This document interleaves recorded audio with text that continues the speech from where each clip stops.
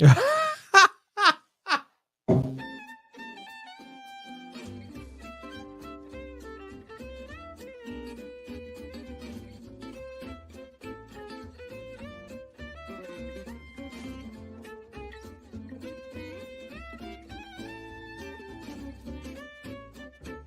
do, neighbor.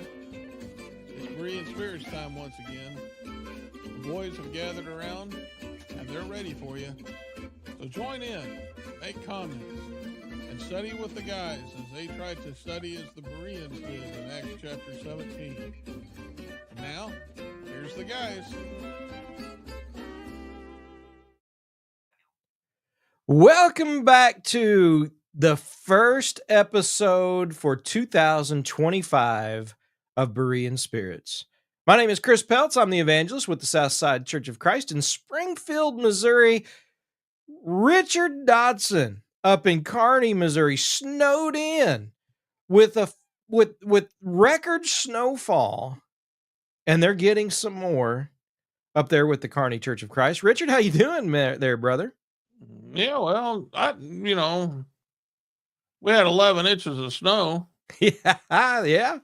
So that was the fourth biggest, and I don't know what we got here, but that was at the airport. And that was the fourth biggest snowfall on record. That's since they started recording. Yeah, sure. Yeah. I tell you, folks, we're supposed to get a couple inches tonight. Yeah, we are too. We're supposed to get, I mean, they're saying 3 to 6. I don't believe them.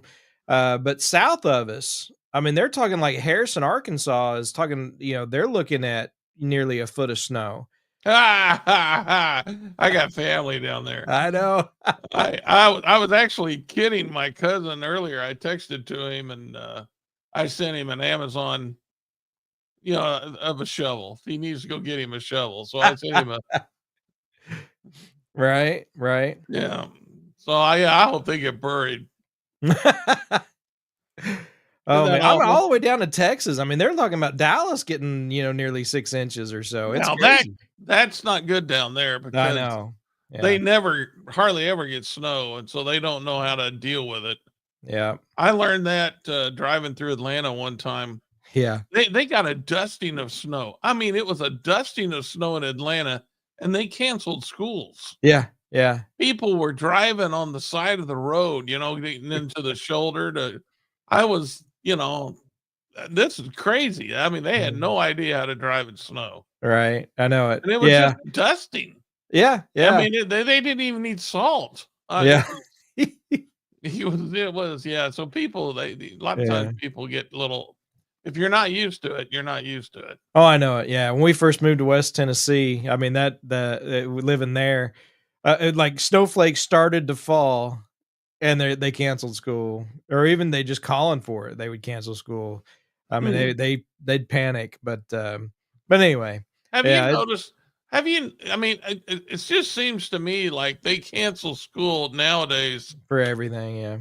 For a lot. I mean, I remember, maybe I'm just getting old, but I had to walk to school and it just seemed like, I remember going when it would seem pretty deep to me. Of course, I was shorter and everything, but I can remember going, where I know where it was at least 6 or 8 inches. Yeah. I mean, we had snow routes. Our buses would have snow routes. And so rather than cancel school, you just had to, go further to get to the bus because the bus couldn't get on all the roads. And so, it definitely was different when I was growing up, for sure. Yeah. Well, and I for whatever reason, I think we had more snowfalls. I mean, it seemed like we had a few big snowfalls every year. Mm-hmm. And we haven't had any. I mean, this one we just had is the first big snowfall that I can remember having in a long time. Yeah. So, but I don't know. Yeah, all that global warming and that's what my son said. He goes, "This is global warming," and I'm like, I guess so. Yeah. Crazy. Crazy. 0 degrees all week. Been feeling a lot of that global warming. Yeah, right. That's right. Man, I tell you what, Richard, it's a new year, and we are starting off the new year without our cohort, Josh Thornhill from the West Side Church of Christ over in Wichita. Man, Amazing. He found a bride. yeah. I always, Amazing. Josh, if you ever find a girl that'll marry you, you better hold on tight and take advantage of that. So that's right. Your life is about to change. His life needs to change. So, well, I wish him the best. Absolutely. But I really wish her the best. I know.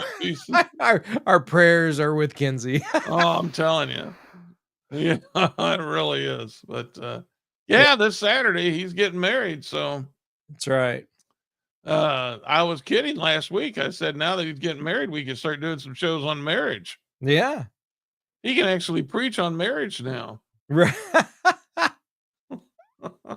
Of course, he may not want to. I don't know. But it's true. Nobody wants to hear a sermon on marriage from a single guy. You're right. Nobody does. Or parenting from someone who doesn't have kids. Exactly. Right? Yeah. Nobody wants to hear any of that. So, and it is hard.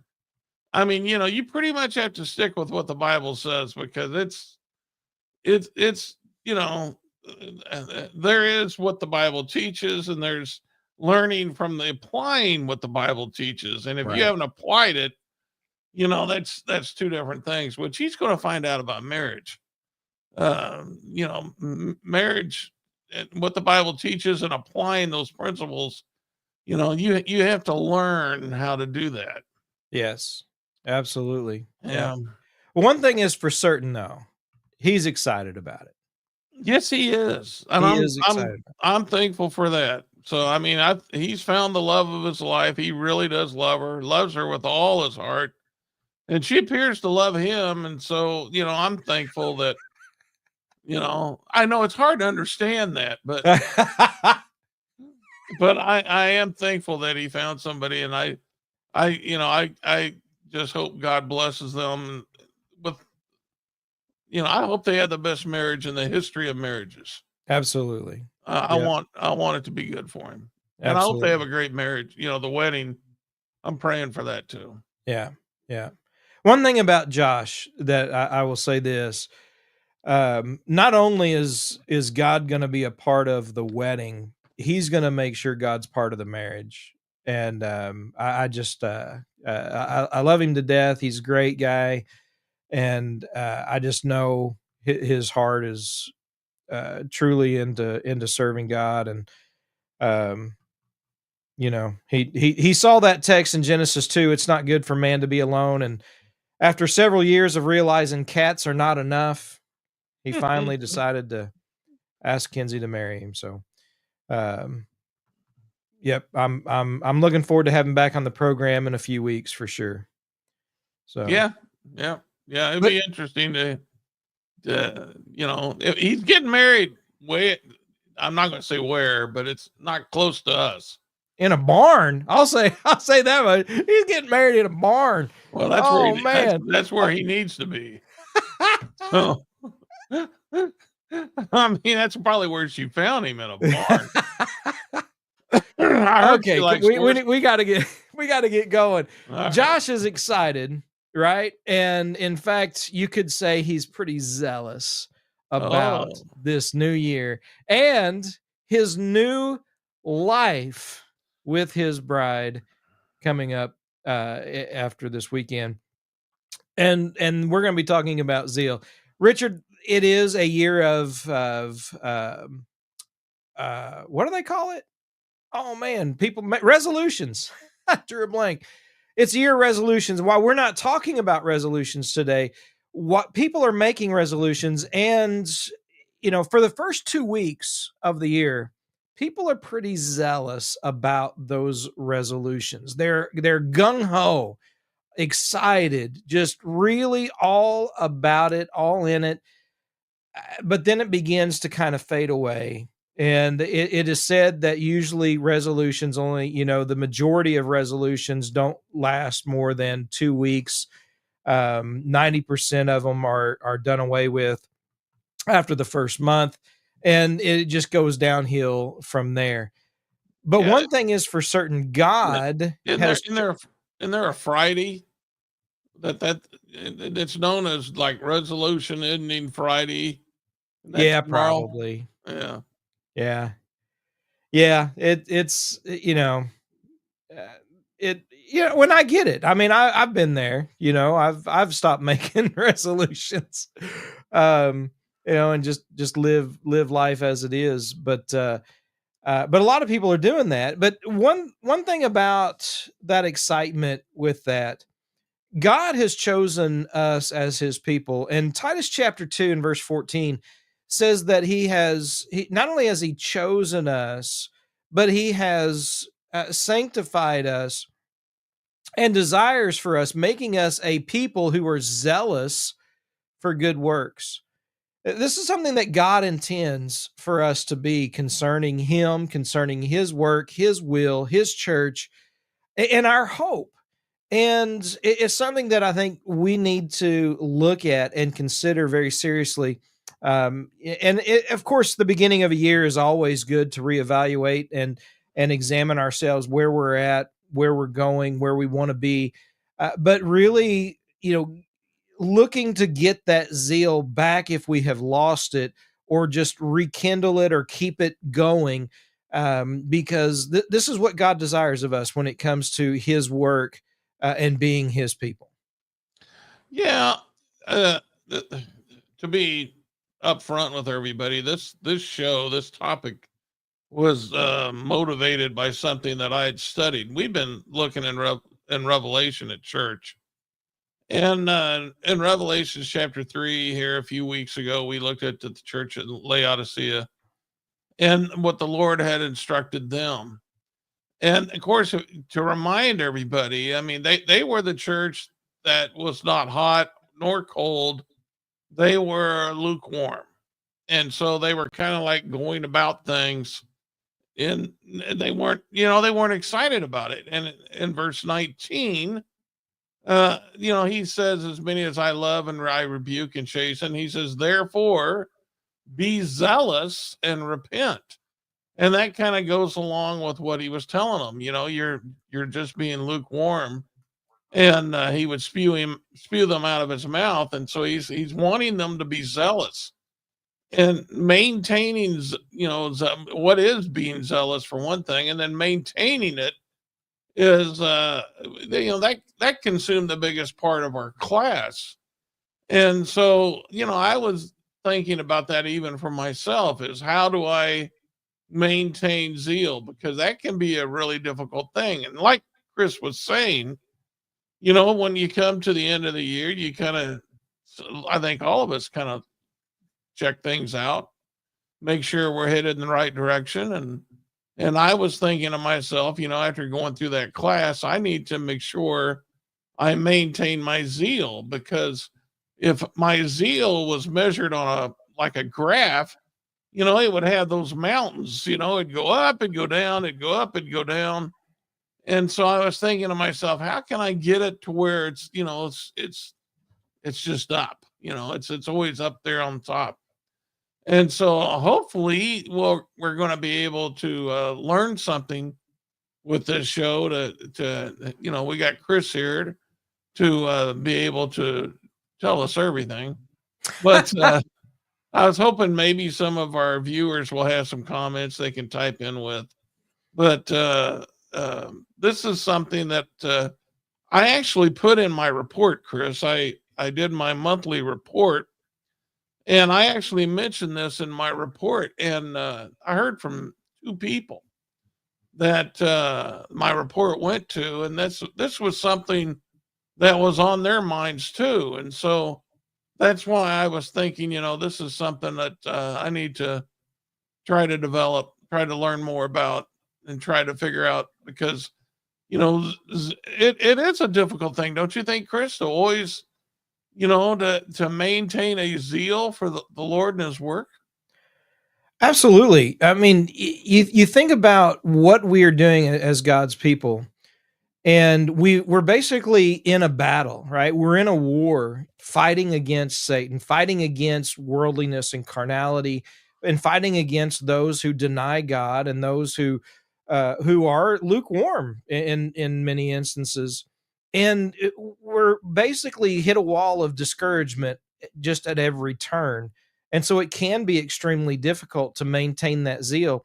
And sometimes even, as new Christians, we're zealous, we want to go out and we want to share everything that we've learned, everything that we know, with our friends, with our family, and they're not interested.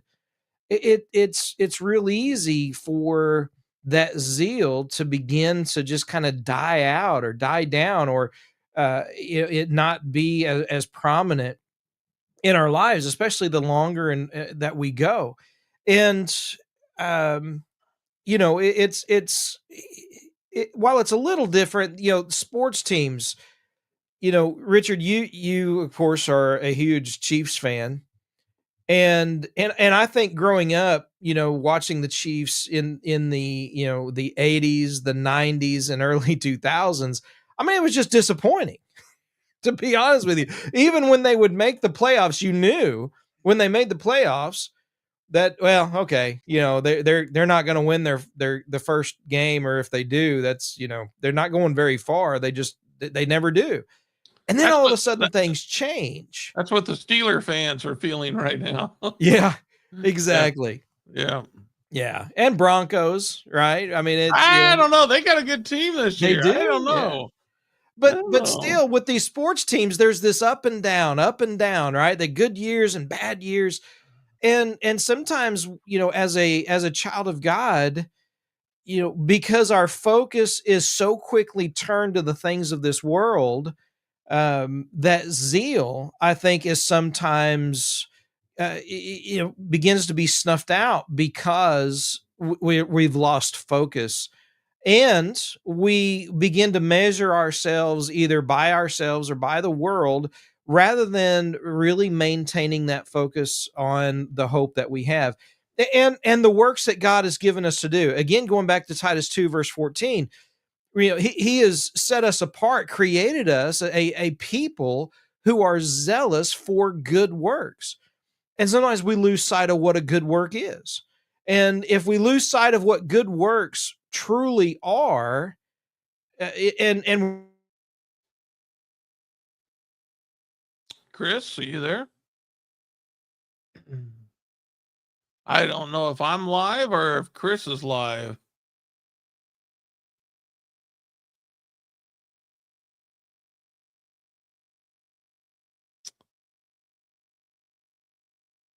All right. I want to ask our audience. Can our audience hear me? Can you type something in, please? Because either I'm offline or Chris is offline.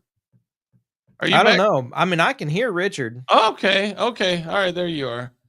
Yeah. You locked up on my screen. Oh, really? Yeah. I don't know how much what you said, probably in the last minute. Yeah, you were locked up. And so I couldn't tell if I was locked up or you were locked up. That's why I was asking our audience to type in something to see if, what was going on. Oh, okay. But yeah. So maybe it was you because you were locked up on my end. What were your concluding thoughts there for the last minute? I don't know. Oh, No. I mean, if we're not focused on the works that God, because He has created us a people zealous for good works, right? And if we lose sight of what those good works are and how we know what a good work is, right? We're looking to the world rather than to the Word of God to establish good works.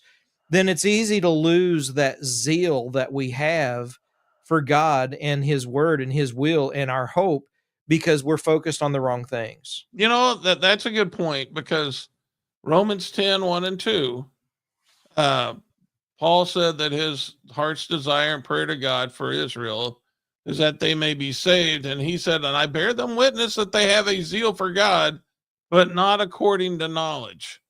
And so that gets into what you were saying about, understanding what the work is. He said the same thing in Philippians 3 and 4, because when he described himself as a Pharisee, he talked about his own zeal And then he said it was manifested by persecuting the church, and that was in verse 6. So, yes, that wasn't right. And so it does go to show you that you can have a zeal, but it does not. And I guess, Chris, you were the one locked up, according to Linda. Thank you, Linda. But my point being is that you can have a zeal, but your works may not be approved. And so, that's something that you can't measure your righteousness by your zeal. Um, but even though you do need to have a zeal, for God. And so that's something that Chris, something that's been going through my mind, and I'll just throw it out there, and you might have some comments on it. But Josh is getting married. We both been married for a while now, and when we got married, we had zeal too. I mean, we were zealous for it, and then all of a sudden, you get in your first fight with your wife, and all of a sudden you go back and you're like, "What did I do?" Right? And all of a sudden that zeal seems to go out the window. It's like this was a whole lot easier, as a single guy. Or, and this is probably a better comparison, is when you had kids and you were excited about having kids, and then all of a sudden, you have they get sick or something's going on, and you find yourself having to stay up all night trying to get them to sleep while they're screaming. I can remember driving through the only thing put my daughter to sleep sometimes was to put her in her car seat and drive around the neighborhood. I used to drive hundreds of laps around the neighborhood while trying to keep her asleep. And I'd be sitting there thinking, oh boy, this is hard. I didn't have a lot of zeal in what I was doing. I wasn't going to give up on her. Don't get me wrong, but there wasn't any zeal in with it. And then when I think of Jesus in the garden, and I'm making a comparison here, Chris. All right, when I think of Jesus in the garden, it doesn't appear that he had a lot of zeal to go through with the cross. And so, are we saying then that just because something is hard and we have to make an endeavor that we don't have zeal for what we're doing? Because, being a Christian isn't easy, Chris. Yeah. And I don't think that we can say, my own thoughts are, I don't think that we can say that we have to have a zeal for, the trials, the temptations that come our way. I think that's, I mean, I know there's benefits to it. I know what the scriptures teach it. And I know it says to be joyful, but does it mean when I enter that the first time that I'm going to feel that joy, or that I'm just going to just, when I was a kid, the first time we went to Worlds of Fun, which is an amusement park, I couldn't wait to go. And I mean, we went into that park with zeal. I mean, me and my cousin, we couldn't wait to go. But, I don't think that until you've experienced the benefits of trials and temptations, I don't think Christians are going to go into that with the same attitude. And so that made me think that maybe our understanding of zeal is not the same as what we would be, thinking about when we're talking about other stuff. Well, first of all, do you know why they put car seats facing backwards? They didn't. When Shelby was little, they faced forward. Yeah, well, they've turned them around now, right? As little for babies, they actually are rear facing car seats, right? They try to tell you it's for the safety. No. That's because parents have said, if I got to listen to it, I don't want to look at it. So, but right. So zeal and being zealous, while sometimes is looked at as excitement, there's also the component of passion and being passionate about something. And sometimes while excitement can be thrown out the window, when you're passionate about something, it brings about that endurance, right? To get through and work through the hard, the difficulties and the trials that come your way. When you're passionate about something, people that go to school for certain subjects, right? They endure those things because they're passionate about those subjects. Preachers that go through struggles at local congregations do so because they're passionate, right, or zealous about the gospel. They're not as excited about dealing with the troubles and dealing with the sin and dealing with the some of the things that are going on all the time, but they're passionate about the gospel and about God and about our hope of heaven. And so that pushes them through. I think about Numbers chapter 25 and verse 11. There was a guy named Phineas, and you'll remember after the talking donkey, Balaam and Balak, right? And Balaam's donkey talked to him, and Balaam couldn't pronounce any judgments as Balak wanted him to. But finally he tells Balak, he goes, "Hey, you want to get them, take your women to them," right? And that'll cause God to be angry. And God was angry. And as God was rebuking them and people were mourning, here came a priest who a leader of Israel, who took a woman into his tent, who was a Moabite woman. And Phineas, while here they are mourning and pleading with God, sees what's going on in the midst of the camp, goes into the tent and drives his spear through both of them, right? And God says, because he had a jealousy, right? And the idea, he was jealous for the Lord, he was zealous for the Lord, he was passionate for God in all the difficulties that they were going through right now. It wasn't exciting as we think about in our time, because we usually think about excitement as that anticipation of, like you said, going to some kind of park as a kid or something. But that passion that we have as God's people, that's really where I think that zealousness comes in, and helps us to keep things going. You brought that word envy because when I was looking through this, I've been studying this, and I have noticed that the same word for zealous and envy, it's context has to Yeah. bring about the translation, but it's the same meaning for the Greek word Mm. in envy and zeal. I mean, it's the same thing. But yeah, I mean, there has to be a difference. And so when you're thinking about like the church at Laodicea, how do you think lukewarmness? How would that be manifested? Because you know, Complacency, I think, in a lot of ways, right? Just being complacent, not content, but complacent. Just kind of whatever you want, whatever goes. Just kind of you go along to get along, kind of thing. Don't rock the boat. well, Don't are jump you? Let out. me let me ask you this: Are you going to endure the trials and temptations if you are lukewarm? Um, in a sense, yes, because you're not going to go against them, right?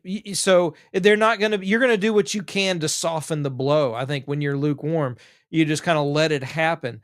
Whereas when you talk about enduring those things, for someone who is zealous, you get up and you fight, right? That's what Phineas did in Numbers 25. That you don't just sit by and let it happen, right? And endure it in that sense and just kind of let somebody beat on you, but rather you turn it around, and you are that passion for the truth comes out, and you test the spirits. First John chapter 4 verse 1. You tell someone about the hope that you have that is in you. First Peter 3 verse 15. You speak up and speak out, and you don't just sit by and let anything and everything happen. there's so I mean, like going back to my example, if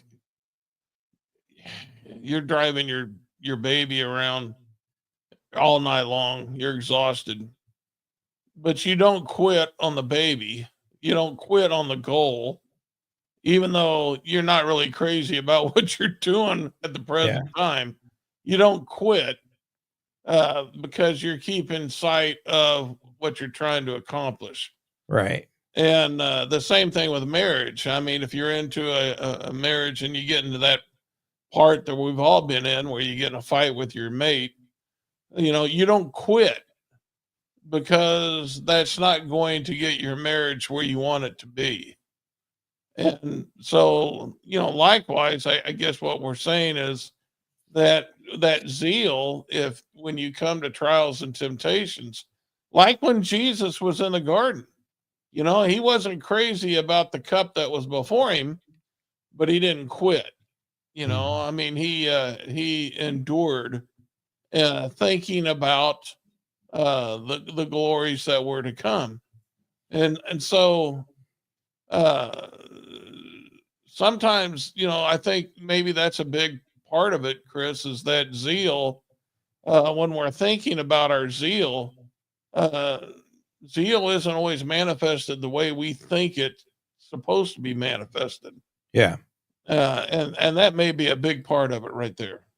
Yeah. I think you're right. I think that that's very true because sometimes we think about that growing. The opposite might be growing weary and well doing. Galatians chapter 6, I think. So don't grow weary in well doing. Maintaining that zeal.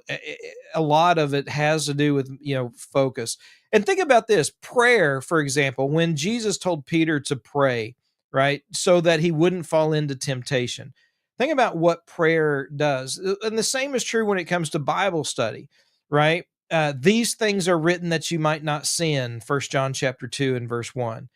We look to the word of God not only to learn the works that we're to engage in, but to learn of the blessings that we have, learn of the hope that we have, learn about the promises of God and how much better off we are with Christ rather than without him. And all the spiritual blessings, Ephesians 1, verse 3, we are blessed with every spiritual blessing in the heavenly places in Christ. And that that keeps that zeal and that passion alive to to go through, right, to maintain the works that God has given us to do, and to help us to be zealous for those works. It a lot of times people think about this world and the joy and the happiness we get from this world and how it's just fleeting, right? No one's ever happy. We get a little bit, we think, oh, that's great. And then we want more or want something else. Whereas when we're focused upon God and Christ, that joy and that peace is different. It's eternal. It's not fleeting and passing away.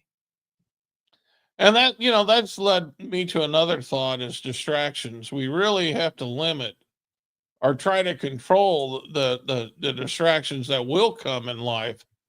And because there's going to be distractions. Yeah. I mean, you can't leave this world. You have to live in this world. So there's going to be distractions. And of course, limiting those or controlling them, that's two different things. And I was thinking that, so many times there's things that we do that we don't even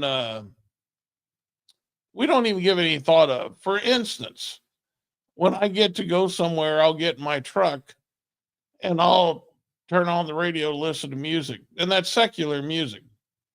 And sometimes, with the way secular music is, sometimes the lyrics that come on, they're really not something that I should be listening to. Of course, I'm not really listening to it because I'm thinking about other things as I drive down the road. That's background noise, but it's still out there. And, I thought that I had was, I could probably control this distraction by, what if just listen to a gospel hymn, as your first song. is that going to be helpful in, controlling that distraction? And the same could be said with like watching television. Television can be a distraction. And what if you said a prayer before you turn the TV on? Is that going to help you control that distraction? Because we do have, and I'm just using that as an example, Chris. Mm-hmm. The distractions can keep our, like you said earlier about focus. Well, that's what distractions do. They keep us from being focused on what we need to be focused on. And so, since we have to be in the world, if we're going to maintain our zeal, we're going to have to control the distractions and not be controlled by them. Yeah.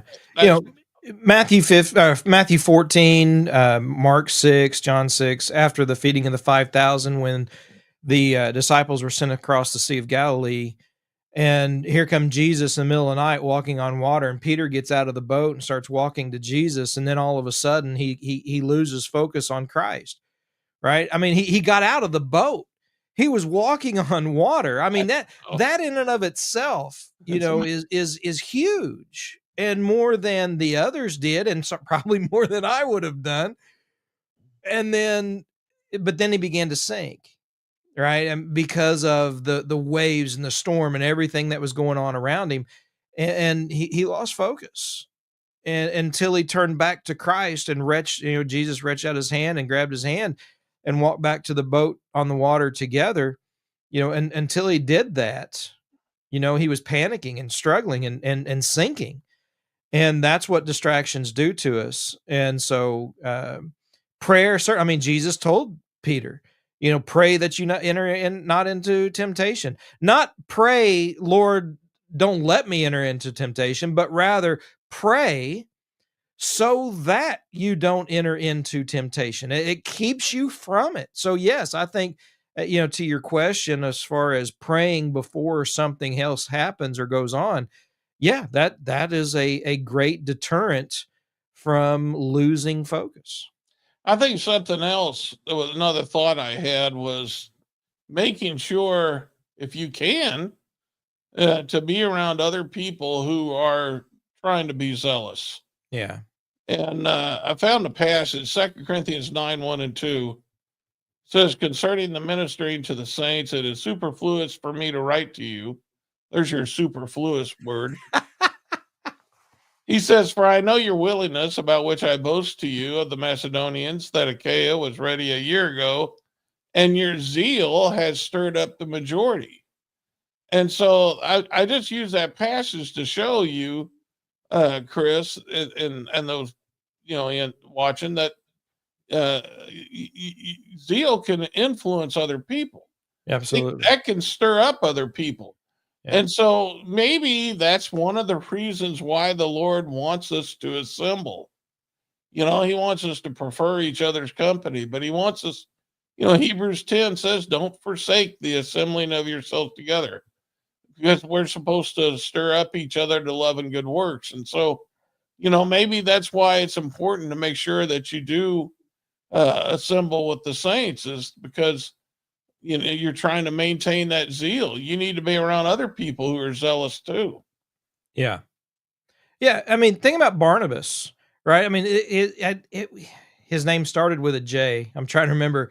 But it was changed to Barnabas, son of encouragement, right? Because of that zeal that he had, and that influence that he had, and how infectious it really was. But the same can be said about, right, sin and trials. And look at what Peter did in Galatians chapter 2 when Paul had to confront him. But what Peter did, while it was wrong, it even influenced Barnabas, right, to Oh do the yeah, same thing. yeah. And so it definitely goes both ways. So don't discount zeal when it comes to influencing others. And that's why it is so important that we definitely are a part of one another, as a local congregation, as God's people. and we're around those of like precious faith. Absolutely, I think that is important. And spending time in your Bible. I think Hebrews 11 and the first part of verse 12. I'm sorry, chapter 12, verse 1. Where it talks about those people who had zeal. They were described as being people of faith, and and you read about them in the Bible. Yeah. And then, of course, it sums it up, seeing that we have such a great cloud of witnesses, let us lay aside the weight that's beside, that's the first verse of chapter 12. And, and so that tells me, I need to read about these people. I need to spend time with God and his word. That's how you communicate with God. That's where the word comes from, the mind of God. And we know he had zeal. So if zeal is contagious, then obviously spending time with him in his word, I think would also be something that'd be very important in as far as maintaining zeal. And unfortunately, a lot of people they don't read their Bible very often, Yeah. and that can be, I'm talking about Christians. Mm-hmm. Sometimes they only read their Bible when they come to church. And that's not a good thing if you're trying to maintain your zeal. Right. I mean, if zeal is something that you can be influenced by, then why not let God influence us? Absolutely. Yeah. Yeah, and like you said, those that cloud of witnesses that were before us. I mean, that their zeal for God, they weren't perfect people, right? But they had a zeal for God that kept them going, and great examples for us. Absolutely. Any last thoughts, Richard? Yeah, there's just one more I wanted to bring up, and that it was Jesus when he cleansed the temple. Mm-hmm. And I've used this many times to think about you know sometimes as a preacher, you got to preach things that you really don't want to preach on because you know that they're not going to be received very well. You Yeah. know that it's going to cause problems. And, when you go back to John chapter 2 and you read about Jesus cleansing the temple, and, I can't help but think this isn't something that Jesus just woke up saying, hey, this is something I want to do. This is something that he was driven to do. He saw, he saw something wrong being done. But I like how what his disciples who watched this, what they said about it, because they remembered a passage. Yeah. I believe the passage they remembered was Psalm 69:9, and it says, "Zeal for your house has eaten me up." And so it was the fact that he had this zeal, and it was driving him to work for the Lord, doing something that he probably. I mean, that wouldn't. Nobody likes to be confrontational, Chris. Mm-hmm. Nobody wants to be. I'd say nobody likes to be, but for the most part, nobody wants to be confrontational. But he felt like he had to be, Right. and so there are times when we have to stand up for the truth, not because you're feeling very comfortable about it, not maybe because it's your first choice to do, but because you have to. If you want to, if you want good to come about, the same way that the example I used with my driving my child around, or not walking away from a marriage just because you get in a fight. If you want good to come, then you're going to have a zeal to pursue that good, and we see Jesus doing that. Yeah. I guess that's my final thoughts. Yeah, no, I think it's great. It's a great thought to end on, and I hope folks will consider the things that have been talked about and said concerning zeal, going through this new year of 2025, because it is something that is necessary and it can help get you through if you have that focus on the hope of eternal life and the glories of heaven. If you have questions for us, you have some other thoughts you want to share with us, shoot us an email, bereanspirits@gmail.com. And as always, we'll do our best to answer those questions, and go from there. We're going to be a little sporadic, I think, on our here getting started at the beginning of this year when it comes to the program. But we'll get back in a routine certainly as soon as Josh gets back, for sure. But until next time, though, folks, remember to search the scriptures with Berean spirits.